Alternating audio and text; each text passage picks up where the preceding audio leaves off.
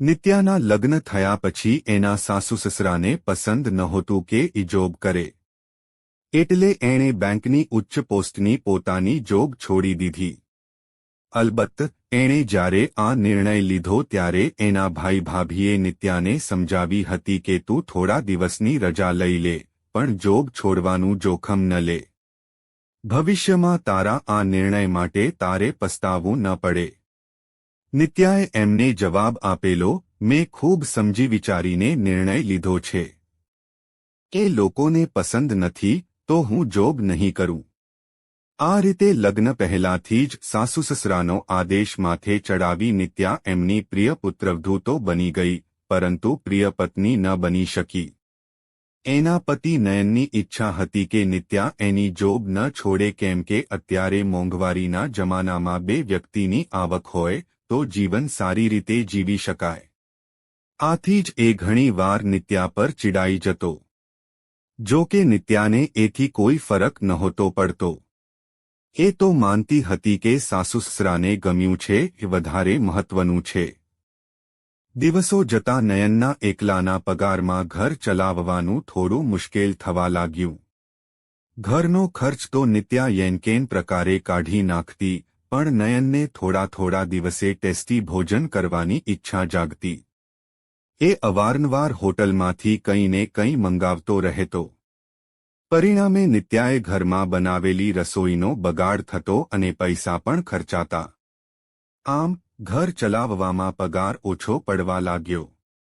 અંતે એક દિવસ નિત્યાથી ન રહેવાયું. એણે નયનને કહ્યું, તમને મારી રસોઈ નથી ભાવતી. વારંવાર હોટલમાંથી મંગાવો છો તો પૈસા અને અનાજ બંને કેટલા વેડફાય છે. નયનને પહેલાથી જ નિત્યાએ જોબ હોડવાથી ગુસ્સો તો હતો જ, એમાં નિત્યાની વાતે આગમાં ઘી હોમ્યું. નયન બગડ્યો એટલે હવે મારે તું કહે એમ રહેવાનું. તને એટલી ચિંતા હતી તો જોબ કેમ છોડી? નિત્યા બોલી, આમાં મારી જોબ છોડવાની વાત ક્યાં આવી? મારે તો તમને એટલું જ કહેવું છે કે વાક્ય પૂરું થતાં પહેલાં જ નિત્યાના ગાલ પર જોરદાર તમાચો પડ્યો અને ધૂંધવાયેલો નયન ઘર બહાર નીકળી ગયો. એ પછી તો અવારનવાર આમ બનવા લાગ્યું. હવે નયન સાવ નાની વાતમાં પણ નિત્યા પર હાથ ઉપાડતો. એના સાસુ-સસરા વચ્ચે પડે તો તેમને પણ મન ફાવે એમ બોલતો. નિત્યા રોજેરોજના આ કંકાસથી કંટાળી ગઈ હતી. એણે એક દિવસ પોતાના ભાઈ ભાભીને વાત કરી તે એમણે કહ્યું, નિત્યા, તને પહેલાં જ ના કહી હતી કે તું જોબ છોડવાનો નિર્ણય ન લે. છતાં તે જોબ છોડી. હવે ખ્યાલ આવ્યો કે બીજાને ખુશ કરવામાં આપણે કેટલું સહન કરવાનું આવે. તું તારા સાસુ-સસરાને વાત કર. ભાઈ ભાભી તો આવી સલાહ આપી છૂટી ગયા.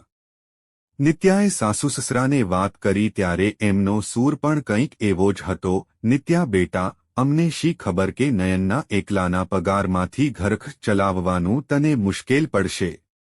બેટા, અમે તો વિચાર્યું કે તને મુશ્કેલી ન પડે. આમ બધી બાજુએથી નિત્યાનો જ દોષ નીકળ્યો. નિત્યાને થયું, મેં સાસુ-સસરાની ઈચ્છાનું માન રાખ્યું એનો મને આ બદલો મળે છે. નયનનો કોઈ દોષ નહીં. એના એકલાના જ ખર્ચા એટલા છે કે અડધો પગાર વપરાઈ જાય છે. છતાં અંતે નિત્યાએ એના પરિચિતો, સહકર્મીઓની સલાહ લીધી. અગાઉની જોબની જગ્યા તો ભરાઈ ગઈ હતી, પણ નસીબ જોગે એ જ બેંકમાં બીજા ડિપાર્ટમેન્ટમાં જોબ મળી ગઈ છે અને આજથી મારે જોબ પર હાજર થવાનું છે.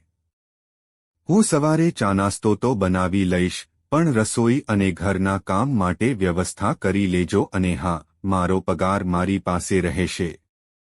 આટલું કહ્યા પછી નિત્યા ઊભી થઈને તૈયાર થવા જતી રહી. થોડી વારે એ તૈયાર થઈને એ કોઈની સામે જોયા વિના ઓફિસે જવા નીકળી ગઈ. નયન અને એના માતાપિતા તો આજની આ નવી નિત્યાને જોઈ જ રહ્યા. જો તમને આ વિડિયો ગમ્યો હોય તો લાઇક કરો, મિત્રો સાથે શેર કરો અને ચેનલને સબસ્ક્રાઇબ કરો. ધન્યવાદ.